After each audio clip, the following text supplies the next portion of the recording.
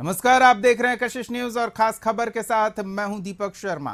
चुनाव आयोग ने महाराष्ट्र और झारखंड विधानसभा चुनाव की तारीख का ऐलान कर दिया है।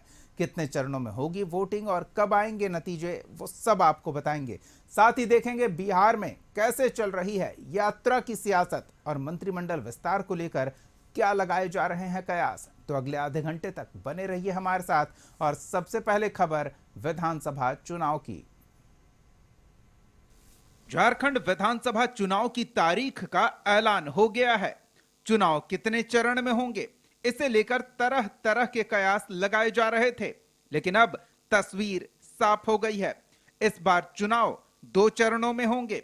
पहले चरण का मतदान 13 नवंबर को होगा।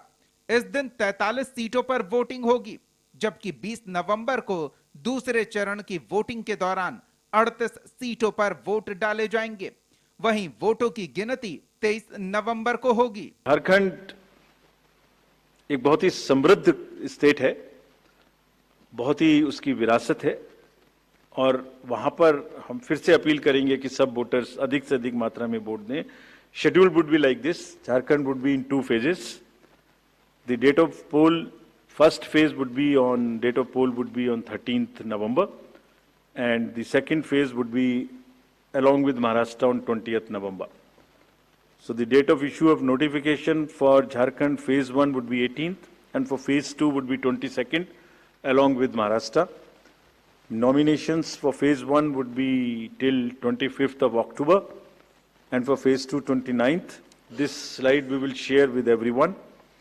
And date of poll would be 13th November and 20th November, both Wednesdays. And date of counting would be 23rd 11, that is Saturday. With this, we end our presentation. Jharkhand में मुकाबला सत्ताधारी आईएनडीआई अलायंस और NDA के बीच माना जा रहा है। 2019 के चुनाव परिणाम की बात करें तो जेएमएम को 30 सीट मिली थी।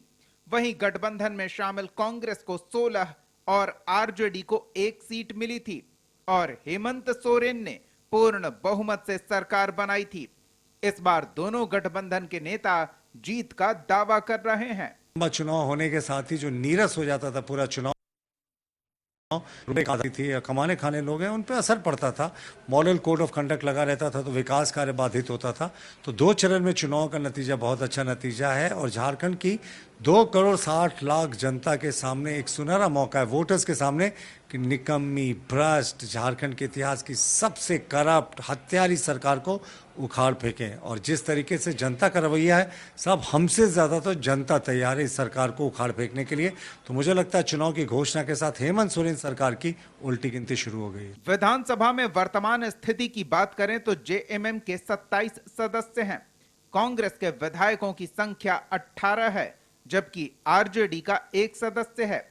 इस बार सीपीआई एमएल भी आईएनडीआई अलायंस में शामिल है, जिसके 1 विधायक हैं। वहीं विपक्ष में बीजेपी के 24 विधायक हैं और आजसू के 3। इस बार एनडीए गठबंधन में जेडीयू भी शामिल है। साथ ही एलजेपीआर से भी बात चल रही है। चुनाव तारीख के ऐलान से पहले ही तैयारी चल रही है। पिछले दिनों हेमंत सोरेन ने दिल्ली में मल्लिकार्जुन खड़गे और राहुल गांधी से मुलाकात की थी, तो दिल्ली में बीजेपी की हाई लेवल मीटिंग भी हुई है। तारीख के ऐलान के साथ ही आदर्श आचार संहिता लग गई है।